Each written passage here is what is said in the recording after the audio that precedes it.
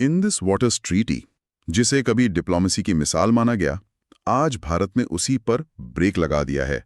World bank को बाहर का रास्ता दिखा दिया गया है और पाकिस्तान के दांव एक बार फिर चर्चा में हैं। हाँ, ये काफी बड़ा डेवलपमेंट है। बिल्कुल।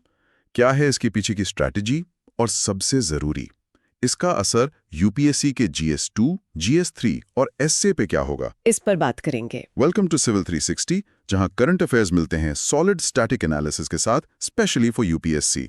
चलिए शुरू करते हैं इंडस वाटर ट्रीटी के जियोपॉलिटिक्स और डेटा ड्रिवन डिकोडिंग के साथ। जरूर। तो ये संधि, जैसा आपने कहा, 1960 में हुई थी। विश्व बैंक ने मध्यस्थता की थी। हाँ, 1960। और इसका मुख्य उद्देश्य था नदियों के पानी का बंटवारा। ये जीएस पेपर 1 ज्योग्राफी के लिहाज से काफी महत्वपूर्ण है। बिल्कुल। इसमें नदियों को 2 हिस्सों में बांटा गया था। पूर्वी नदियां रावी, ब्यास, सतलुज, इनका नियंत्रण भारत को मिला। और पश्चिमी नदियां सिंधु, झेलम, चिनाब, ये पाकिस्तान के हिस्से आईं। लेकिन एक पेंच था, है ना? जी हाँ, भारत पश्चिमी नदियों पर, मतलब सिंधु, झेलम, चिनाब पर बड़े जलाशय नहीं बना सकता। केवल run of the river projects की अनुमति थी, मतलब ऐसे प्रोजेक्ट्स जो नदी के प्राकृतिक बहाव को ज्यादा छेड़े बिना बिजली बनाए। सही कहा। और अगर कोई विवाद होता है तो उसके लिए संधि का आर्टिकल 9 है। ये GS पेपर 2 इंटरनेशनल रिलेशंस के लिए अहम है। इसमें 3 स्तरीय व्यवस्था है, राइट? हाँ, बिल्कुल। पहला लेवल है परमानेंट इंडस कमीशन, यानी PIC। इसमें दोनों देशों के जल आयुक्त होते हैं जो नियमित तौर पर मिलते हैं। ठीक है। और अगर PIC में बात ना बने तो दूसरा लेवल है न्यूट्रल एक्सपर्ट, यानी तटस्थ विशेषज्ञ का। ये तब होता है जब मसला तकनीकी हो, जैसे मान लीजिए बांध के डिजाइन पर कोई असहमति हो। और तीसरा लेवल? वो है कोर्ट ऑफ आर्बिट्रेशन, यानी मध्यस्थता न्यायालय। ये तब इस्तेमाल होता है जब विवाद संधि की व्याख्या या किसी कानूनी तर्क पर हो, जैसा पाकिस्तान ने हाल में मांग की थी। यही पर मामला फंसा है ना, क्योंकि संधि कहती है कि न्यूट्रल एक्सपर्ट और कोर्ट ऑफ आर्बिट्रेशन, ये दोनों प्रक्रियाएं एक साथ नहीं चल सकती। बिल्कुल सही। यही मौजूदा विवाद की जड़ है। एक समय पर एक ही प्रक्रिया चल सकती है, या तो तकनीकी या फिर कानूनी।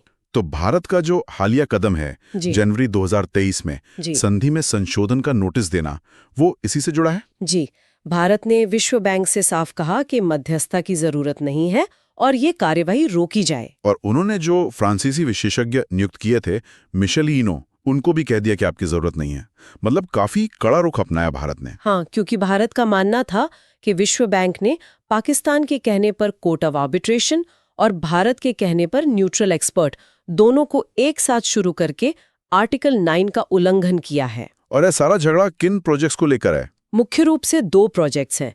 एक तो किशनगंगा पनबिजली परियोजना, ये झेलम की सहायक नदी पर है, LOC के पास, 330 MW की। इस पर विवाद तो काफी पुराना है, शायद 2010 से। हाँ, 2007 में शुरू हुआ था। पाकिस्तान 2010 में इसे अंतर्राष्ट्रीय मंच पर ले गया। दूसरा है रातले पनबिजली परियोजना, चिनाब नदी पर। ये 850 MW की है।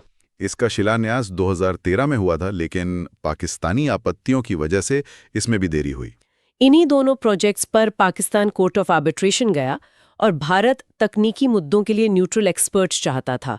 विश्व बैंक ने दोनों को हरी झंडी दे दी और यहीं से भारत नाराज हो गया। तो इस पूरे घटनाक्रम को देखते हुए यूपीएससी मेंस के लिए एक सवाल तो बनता है। बिल्कुल। जैसे सिंधु जल संधि के विवाद समाधान तंत्र की प्रभावशीलता का आलोचनात्मक विश्लेषण करें, विशेष रूप से किशनगंगा और रातले परियोजनाओं के संदर्भ में, हाल के घटनाक्रमों के संदर्भ में भारत द्वारा संधि में संशोधन की मांग के क्या निहितार्थ हैं? ये एक बहुत अच्छा प्रश्न है। इसमें विश्लेषण की काफी गुंजाइश है। अब भारत ने सिर्फ नोटिस ही नहीं दिया, कुछ और कदम भी उठाए हैं रणनीतिक तौर पर। हाँ, भारत ने अब पश्चिमी नदियों पर नियमित फ्लशिंग ऑपरेशन शुरू किए हैं। पहले संधि के तहत इस पर कुछ सीमाएं थीं। इसे गाद यानी सिल्ट हटाई जा सकेगी। ये GS पेपर 3 इंफ्रास्ट्रक्चर और वाटर सिक्योरिटी के लिए महत्वपूर्ण है। और वो नहरों वाली बात, चिनाब का पानी मोड़ने की? जी, रणबीर नहर का विस्तार करके चिनाब का पानी पंजाब, हरियाणा और राजस्थान की तरफ ले जाने की योजना है। इसे इंदिरा गांधी नहर से जोड़ने पर भी काम चल रहा है।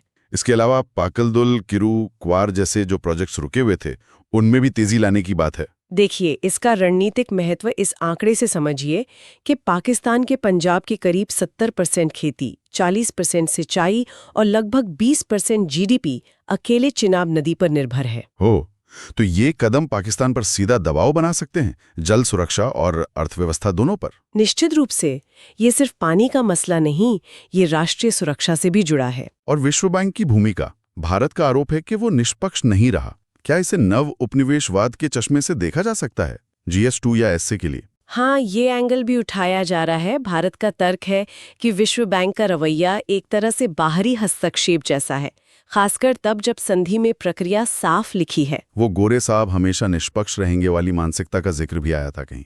जी, ये भारत की हताशा दिखाता है कि एक अंतर्राष्ट्रीय संस्था संधि के प्रावधानों को नजरअंदाज कर रही है। ये दिखाता है कि शायद अब भारत ऐसी संस्थाओं पर पहले जैसा भरोसा नहीं कर रहा। उधर पाकिस्तान की प्रतिक्रिया तो काफी तीखी थी। बिलावल भुट्टो ने युद्ध तक की बात कह दी थी, 6 की 6 नदियां जब्त कर लेंगे टाइप। हाँ, बयानबाजी तो हुई, लेकिन जमीनी हकीकत देखें तो पाकिस्तान की मौजूदा आर्थिक और सामरिक स्थिति शायद ऐसे किसी टकराव के लिए अनुकूल नहीं है। मतलब भारत चुपचाप अपना काम कर रहा है और पाकिस्तान फिलहाल बयान दे रहा है। मोटे तौर पर यही लग रहा है। भारत अपने हितों को ध्यान में रखकर कदम उठा रहा है। ये सिर्फ एक जल विवाद नहीं, ये भारत की विदेश नीति, उसकी बढ़ती रणनीतिक स्वायत्ता और वैश्विक संस्थानों के साथ बदलते रिश्तों का भी प्रतीक है। बिल्कुल। तो अब बारी है आपके लिए एक छोटा लेकिन जरूरी टेस्ट करने की। ध्यान से पढ़िए, ये रहा आज का सवाल। इंडस वाटर ट्रीटी 1960 में वेस्टर्न रिवर्स के जल का प्रमुख नियंत्रण किस देश को दिया गया है? A Bharat, B Pakistan, C चीन, D अफगानिस्तान। अपना जवाब नीचे कमेंट सेक्शन में जरूर लिखिए। और अगर आप ऐसे ही डेटाबेस्ड UPSC केंद्रित और करंट अफेयर से जुड़े एनालिसिस चाहते हैं तो चैनल को सब्सक्राइब करना न भूलें और बेल आइकन जरूर दबाएं ताकि अगला वीडियो आप मिस ना करें।